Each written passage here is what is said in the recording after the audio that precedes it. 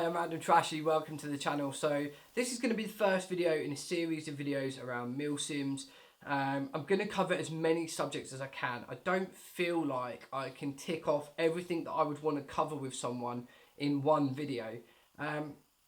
Going to a milsim event, one, we have to sort of clarify what milsim is and what I personally would class as a milsim event is definitely not going to be the same thing as you're going to see listed out there on the internet as a milsim. I've been to milsims labelled as milsims that are essentially a skirmish over a longer period of time. And on the flip side of that, I've also been to milsims events that are more towards a military exercise than anything I've ever done in my life. It's beyond the capability of just being able to fire a weapon and having the right kit. It is about fitness, it is about mindset, it is about the capability to understand communications, also things like your map reading skills. It's a way, it's beyond what milsim is, that kind of sits in the middle.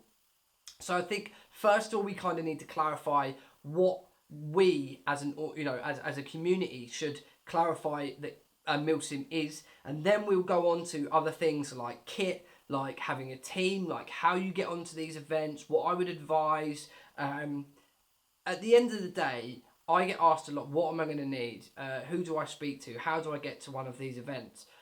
I cannot tell you exactly what you're going to need for the event because all of the events are so different.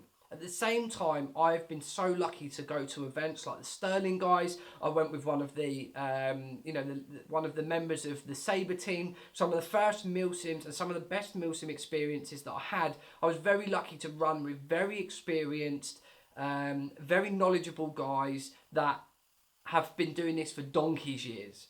10 plus years. So I'm very lucky to have those experiences. Later on, I now run with a very, very small team, of very, very tight friends, and we pick and choose what we want to go to, as well as having open invites from other teams that are out there, and groups of friends that I have. My main core of people that I go to is about 4 guys, and we go to a milsim with the attitude is that we're going to do what we want to do over that event. We will achieve the goals. We'll do what we need to do. We don't want to plug into other people. We don't want to, fall in with people that we're not going to gel with or we're not going to be able to communicate with. And that is a very set attitude. And some of you guys will probably think that's a very negative attitude, but that is the kind of attitude that we have when going to an event. And there's a lot of history behind that I really don't want to get into. But us group of me plus the other 4 guys, we've come to that conclusion over going to a lot of events with a lot of different people and our experiences and stuff, and we found that suits us best. So I can't tell you guys to go and have that experience because it would just mean me being a hypocrite of, go and fall in with a team of guys and you can rock up and you'll plug into a team of guys, you're going to have the best time ever. That may not happen.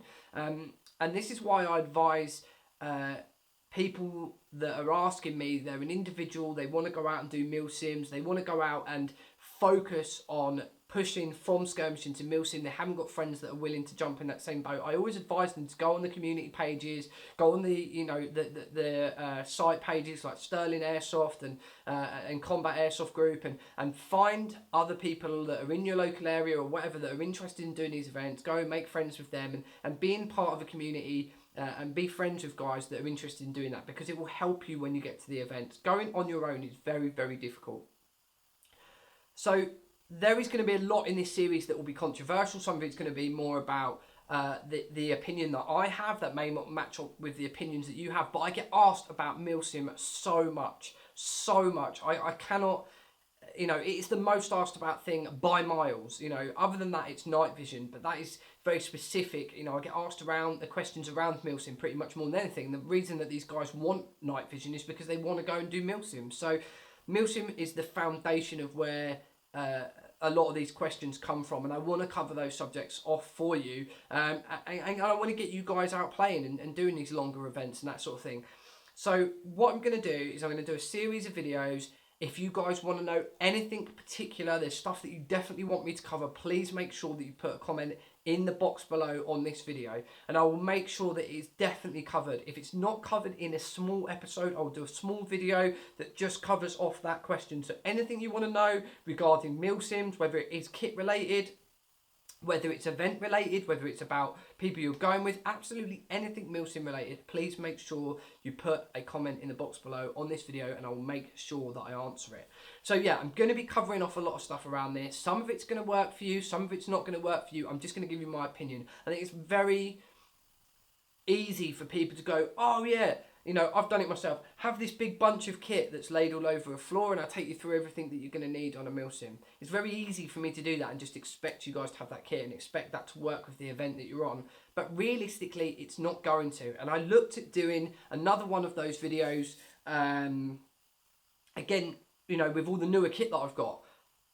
As popular as that video has been, it's still not quite correct.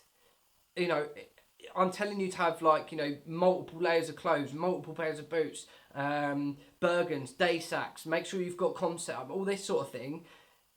But dependent on the event, dependent on who you're going with, who you're playing with, what the event is, where it is, you know, you guys that are speaking to me from Spain, you guys that are speaking to me from the USA, I've got friends that are on here from Canada, I've got friends that are on here from all over the Ukraine.